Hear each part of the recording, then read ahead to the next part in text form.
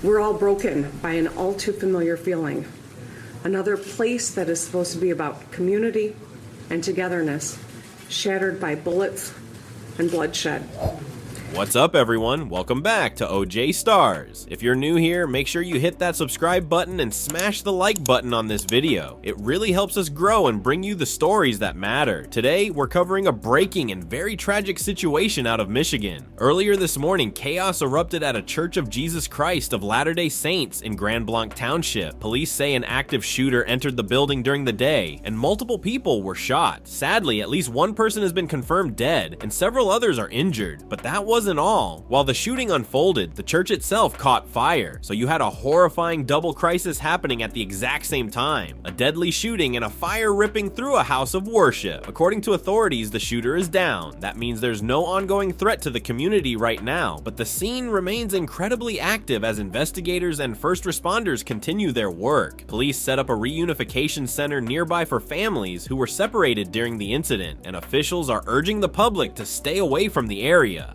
Grand Blanc Township Police Chief William Renier gave a briefing confirming these details, and at the same time, dispatchers were scrambling to get water lines and fire support to the building while law enforcement dealt with the threat inside. It's an incredibly intense situation, and the recordings from the dispatch really put into perspective how chaotic and dangerous those moments were. Right now, I want you to listen for yourself. We're going to play a 2-minute clip of the dispatch audio from this shooting and fire. Please be advised, it's raw, it's intense, and it may be disturbing for some viewers. I got 4 guys at stage 8. All your guys coming out are going to rehab. They're flat. Command, North Oakland 2-2. Command, for the sake of preserving evidence, we need a couple hand lines. If we are pulling from someplace else, that's fine. Pull them around to this northwest corner and protect this scene here on the northwest corner. Command, can I request on Township Engine 14, can I request a water supply channel, please, from main Burton Chief 1 from Sergeant Operations. Fire ground 2. Got a crew making entry into the west side of the building at the Bravo Charlie corner. Taking in, going in to protect the evidence area. Got heavy fire, but we do have good hand line to water supply now. Okay, listen, I got Chief Merriam, or Captain Merriam coming in with a hand line on the northeast quarter right now. Fenton City Chief 3 for Fenton City Lieutenant 3. We're trying to stop as much fire as we can towards that Charlie side with the aerial. I don't know if we're reaching it or not. Okay, copy 11-3. Radio from Burton Chief 1. Okay, see if you can reach it. We do have people inside, but not underneath the main section. Right in front of your bucket. Go ahead and hit that if you can. I got you a big crew. We got some Grand Blanc guys, and I think a Fenton Township guy to go to work with you. Keep that group together, please. Go ahead, Alex. This is Operations. Operations, this is Interior. I need more personnel. They're at the northeast corner. Flint Township and Grand Blanc Township got a crew together. They're putting line together right now. They're coming in. Northeast Interior from Tower. You've got heavy fire in the roof above you. Tower 1 hydrant. We need to charge that line. That is a negative. I need a 4-inch adapter, 4-inch storage first.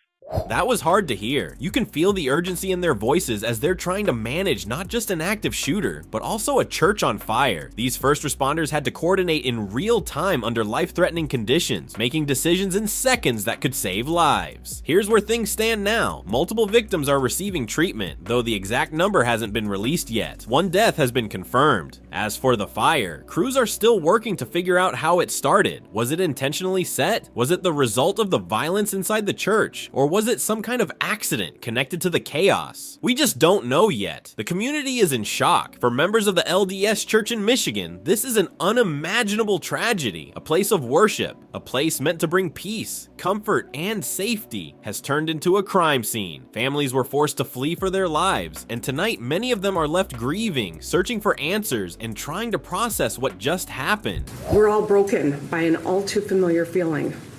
Another place that is supposed to be about community and togetherness, shattered by bullets and bloodshed. We know this is a uniquely American problem. Today is the 5th anniversary of the Parkland shooting. We're mere weeks past the Lunar New Year shooting at a dance hall, and a few months past a shooting at an elementary school in Uvalde. And looking back at a year marked by shootings at grocery stores, parades, and so many other ordinary, everyday situations, we cannot keep living like this. Our children are scared to go to school. People feel unsafe in their houses of worship or local stores.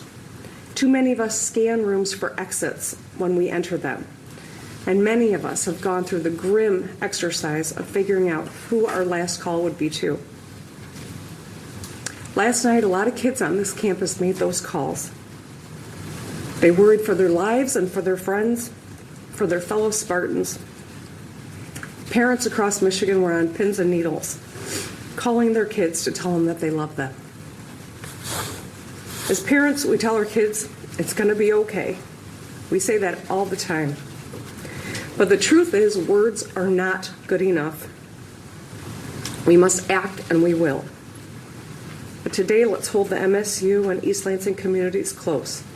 And let's think of the families and friends of those who have lost, those fighting for their lives, and the countless Michiganders whose lives are forever changed by yesterday's shooting. And when we think about this, it raises so many questions. Why did this happen? Could it have been prevented? Are our places of worship prepared for events like this? Sadly, this isn't the first time we've seen violence in sacred spaces, and it reminds us how vulnerable communities can be. Law enforcement is already combing through every detail: the shooter's background, possible warning signs, whether there were prior threats made to the church or its members. They'll be piecing together a timeline of how quickly officers responded, how the building was evacuated, and exactly how events unfolded. That information will be crucial, not just for justice, but also for helping prevent tragedies like this in the future. For now, there are still many unanswered questions. Who was the shooter? Why this church? How many people were injured, and what are their conditions? What exactly caused the fire? Until investigators can confirm those details, we have to be careful not to spread rumors. What we do know is that this community is hurting, and they're going to need support in the days ahead. Incidents like this don't just leave physical scars, they leave emotional ones that can last for years. For the families directly impacted, life will never be the same again. We'll continue following this story, and we'll keep you updated as more information becomes available. Check back in the description or pinned comment for any updates I add after recording this. Our thoughts and prayers go out to the victims, their families, and the entire Grand Blanc community. This is heartbreaking, and all we can hope for now is answers, accountability, and healing. Thank you so much for watching. If you found this breakdown helpful, please take a second to hit that like button. It really does help. Make sure you're subscribed to OJ Stars and ring the bell so you don't miss the latest updates. Stay safe, stay informed, and I'll see you in the next one.